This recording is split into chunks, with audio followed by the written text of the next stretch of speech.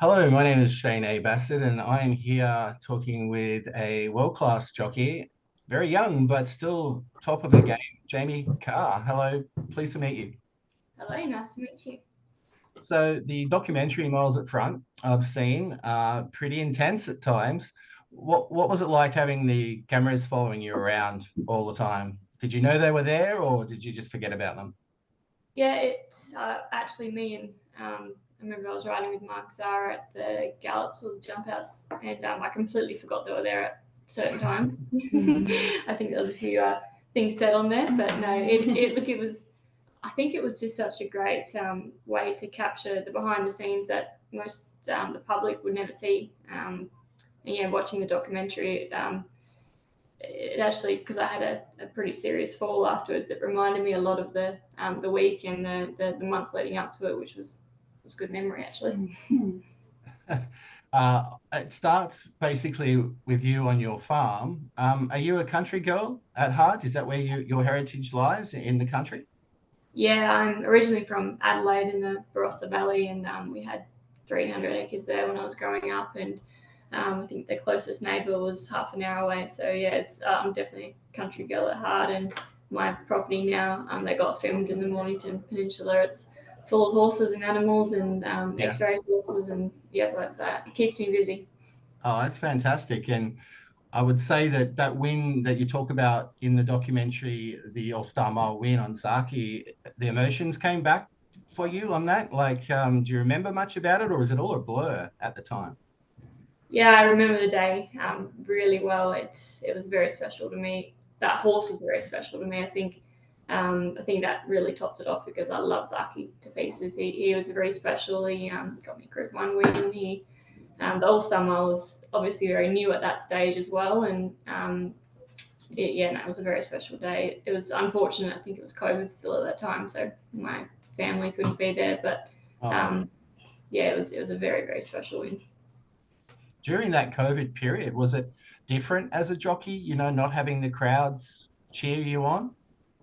Yeah, it was really weird actually when you're in the home straight, you can hear every horse and every jockey and whatever they're saying, and you can hear Ollie screaming because that was very well documented in the end. He was very very vocal on a horse, and yeah, Yeah.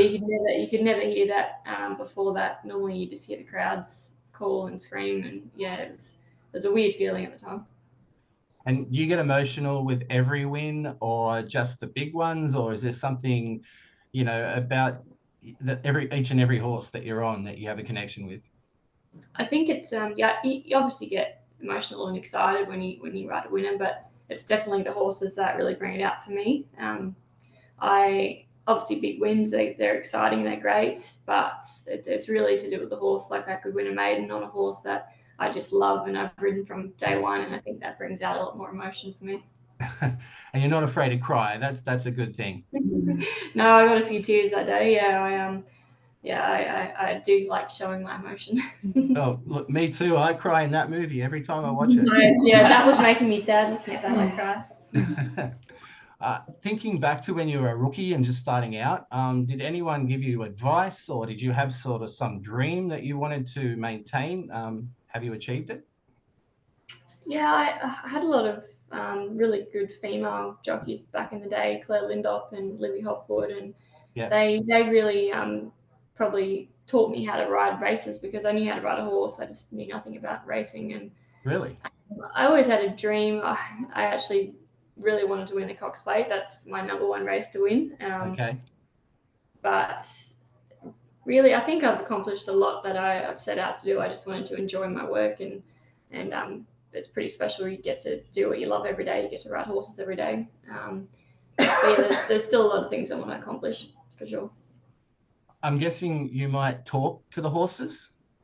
Yeah, especially in the longer distance races like the Melbourne Cup and such. Yeah. But yeah, last year I rode the Melbourne Cup, and it's a very long way around, and my horse wasn't pulling; it was just sitting there really quietly. And I think I was just singing a song in my head actually. We've got a good group of girls at the moment in the rooms, and um, so actually Celine Gaudry, she always sings these songs, and they get stuck in my head and I go out there to race, and then they just play in my head throughout the whole race. So I think I was singing some song she sung the day before. I don't know. Do you remember what it is, or was it Spice Girls or Beyonce or anything like that?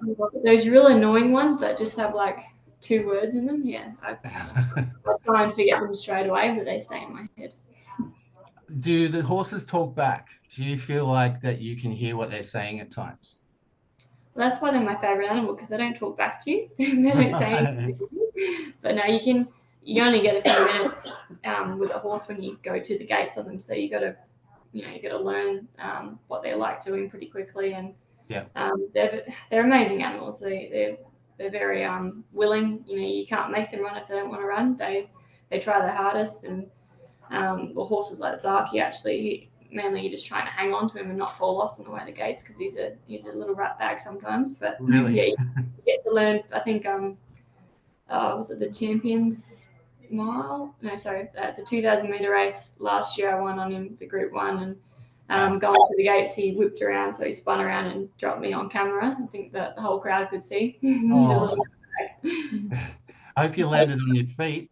I did. I was holding him, and it was right on camera, and I had to just jump back on the horse myself, try to get on quickly before everyone saw, but everyone saw. The Miles in Front documentary highlights the injury that you had, the fall. Was that one of the worst falls you've ever had, or has there been other ones, in the past that you've really struggled with? Definitely I've had a few falls, but never actually broken a bone or hurt myself race day. So that was definitely by far the worst fall.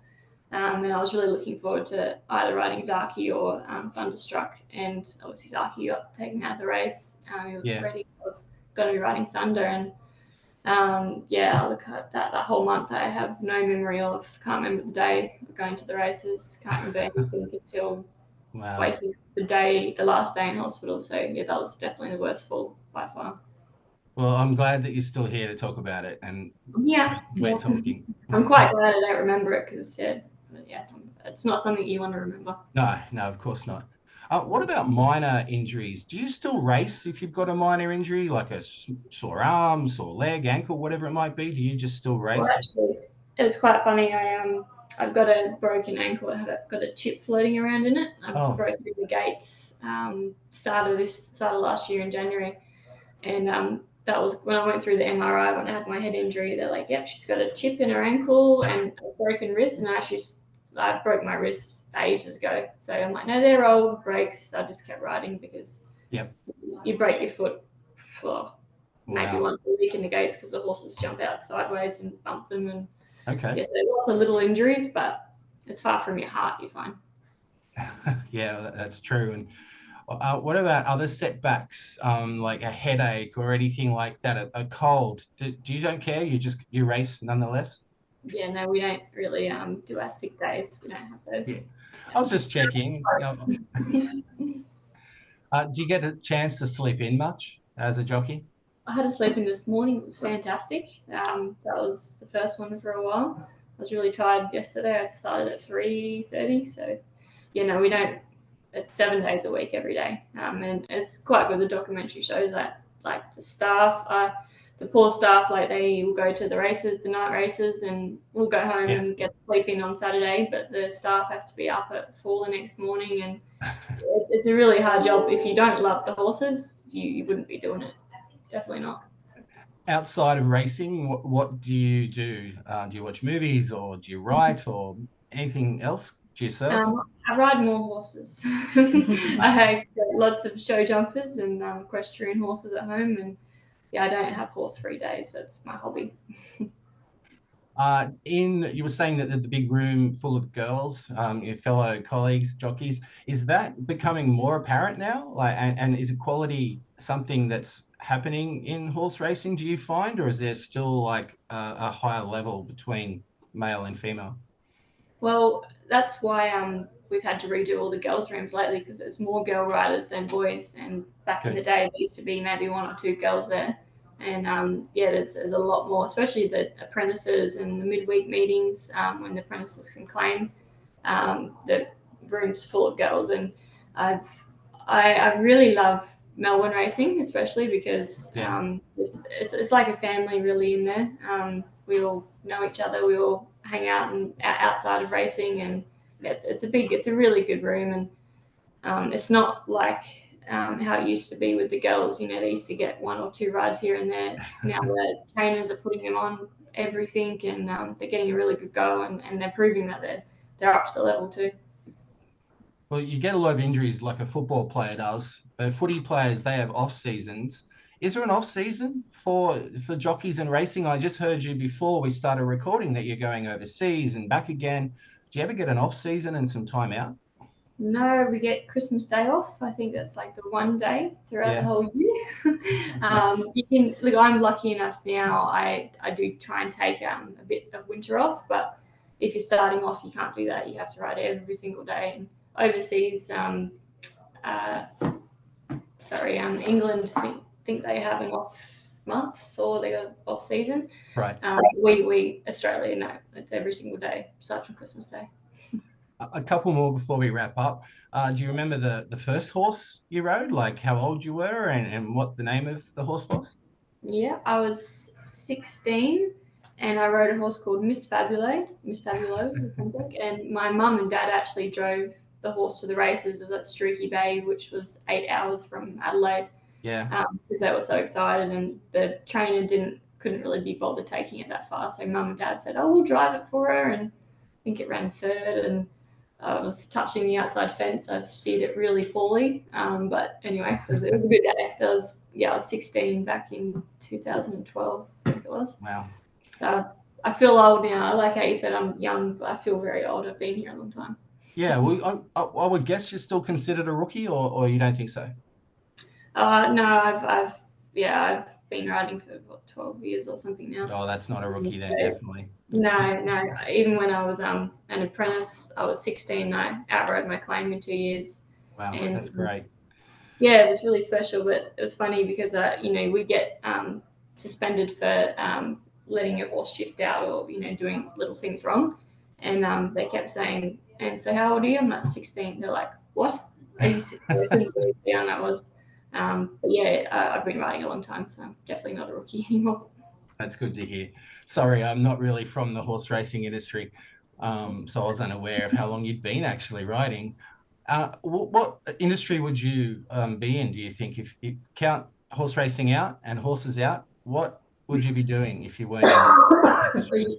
You can't count the horses out because I actually was going to do mustering, up in the stations. Oh, yeah. I was 16, I was going to go up. That was going to be my job, but I decided to be a jockey. I'm not good at school. I'm not smart, so I wouldn't be doing anything else but riding horses. And the future for you, Jamie, what does it look like? And any plans that you can share? Anything that you want to do? I'm going to go, like we just spoke about, going to Hong Kong. Yeah. In 2 weeks, and I'd like to do a bit more overseas racing. Really enjoy it, and it's such a good job because it can take you anywhere in the world. You can get a job anywhere in the world and compete and race. So I want to do a bit more of that, I think, this year. And the number one race I want to win is the Cox Plate. So there's still a few more goals I want to accomplish. Well, you're also stunning and you're a natural on the camera. So, you could always be a presenter or a model even. Look, I'm good with easy people to talk to, but not the general public. So. And finally, why should people watch Miles in Front? What do you think? Even people who might not be familiar with the industry or do like the industry, is it what, in your own words, why should people watch the documentary? I think it's such an important documentary to watch, especially outside of the industry. People that don't understand the industry, it shows the behind the scenes. It shows how hard we work and how much we love the horse. And I know that's been quite public about the animals in this industry, and I think it just shows how much the participants just adore the horses. Like I have 4 racehorses at home, ex-racehorses retired. They've got a forever home with me, and I think that really shows how much we really do adore the horses. Oh, that's good to know, because the protesters and that can pop up out of the blue, and it's that kind of industry that's always going to have a bit of opposition. But I think the right measures are being definitely taken. Exactly, and it's really important to watch it and to show, it's not just us saying that we look after the horses. Watch it and see how much we love the animals. All right. Well, thank you very much for your time. It's been a pleasure meeting you, and good luck. Me too. I really want to watch Titanic now. I think I might do that.